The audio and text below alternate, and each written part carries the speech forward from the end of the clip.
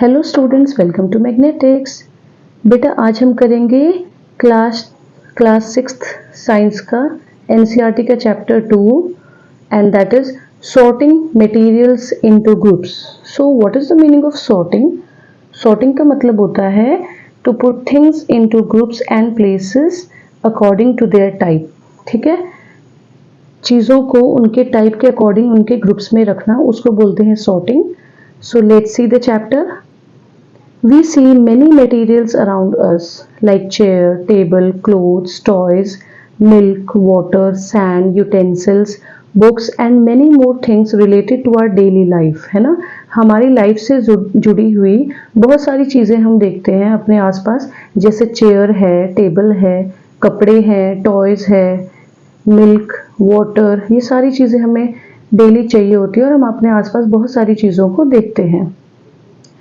All these objects have different shape, size and colour. लेकिन ये सारी जितनी भी चीज़ें हम देखते हैं ये डिफरेंट साइज की होती हैं, डिफरेंट कलर की होती हैं और डिफरेंट शेप की होती हैं। सबका शेप, साइज और कलर डिफरेंट होता है। सो यहाँ पे देखो, ये टेबल है, ये स्टोन्स है, ये ग्रास है, ये सैंड है, ये चेयर है। सो सब कुछ अलग है ना। ये पानी है, ये यूटेंसिल्स हैं। तो ये सारी चीज़ें हमें चाहिए होती हैं और आप देख रहे हैं इनके different shape, different size, different colour है। Some of them are made up of plastic, glass, iron, stone, liquid, है ना। कुछ प्लास्टिक से बना है, कुछ ग्लास कांच से बना है, कुछ आयरन से बना है मतलब लोहे से बना है, कुछ पत्थर से बना है, कुछ लिक्विड से बना है। ठीक है, we can make group of objects on the basis of their material, और मटेरियल के बेसिस पे हम इन ऑब्जेक्ट्स के ग्रुप्स बना सकते हैं।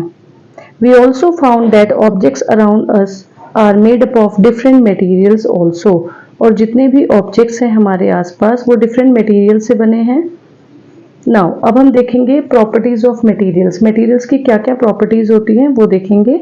Materials have certain and properties depending on its we can select material according to the need. So materials की different properties होती हैं, उस पे हम अपने need के according उसको select कर सकते हैं। पहली प्रॉपर्टी है मटेरियल की appearance, मतलब कि देखने में कैसा है। Material look like different from each other like iron is different from wood। तो देखने में हमें अलग पता चलता है कि लोहा जो है वो लकड़ी से बिल्कुल डिफरेंट है, कपड़ा जो है वो प्लास्टिक से बिल्कुल डिफरेंट है।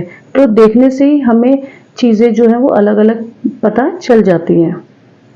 But at the same time we can find similarities between different metals like iron, copper, aluminium.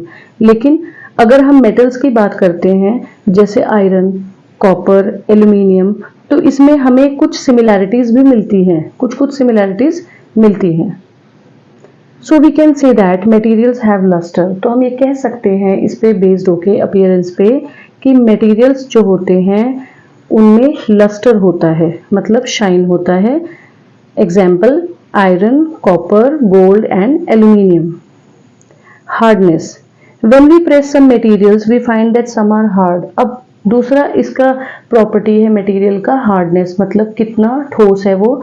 कुछ मटेरियल्स ऐसे होते हैं जब हम उनको प्रेस करते हैं तो वो इजीली प्रेस हो जाते हैं, जैसे रबर या कॉटन, है ना। लेकिन कुछ ऐसे होते हैं जो प्रेस ही नहीं होते, जैसे कि वुड और iron. Therefore materials that can be compressed easily, जो मटेरियल्स आसानी से प्रेस हो जाते हैं वो होते हैं सॉफ्ट, और जो नहीं होते वो होते हैं हार्ड मटेरियल्स। अब है सॉल्युबल और इनसॉल्युबल। कुछ चीजें मिक्स हो जाती हैं, कुछ मिक्स नहीं होती। Some materials are soluble in water and if we dissolve salt और शुगर, जब हम पानी में नमक या चीनी का घोल बनाएंगे तो चीनी और नमक पानी में एकदम मिल जाते हैं, तो वो सॉल्युबल मटेरियल्स हो गए। ठीक है, बिल्कुल डिसअपियर हो जाते हैं, एक सॉल्यूशन हमारे सामने बनता है, तो दैट इज सॉल्युबल।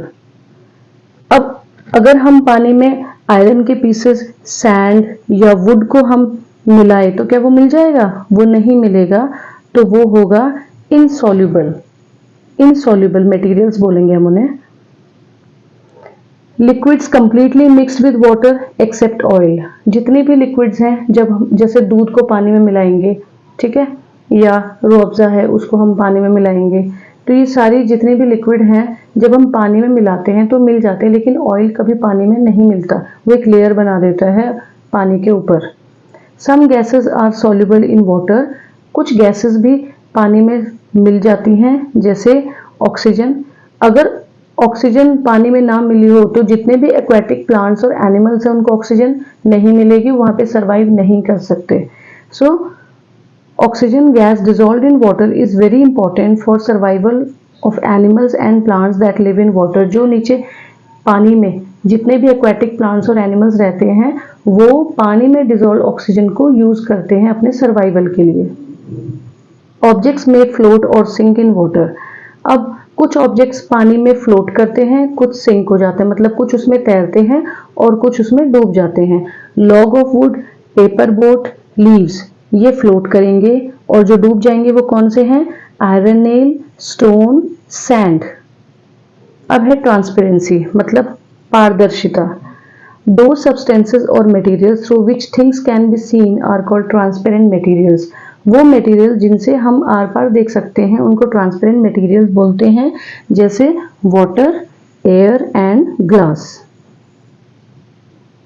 उसके बाद है ओपेक। ओपेक का मतलब होता है जिसके थ्रू हम देख नहीं सकते। Materials through which we are not able to see are called opaque materials, जैसे वुड, वुड से हम आर पार नहीं देख सकते।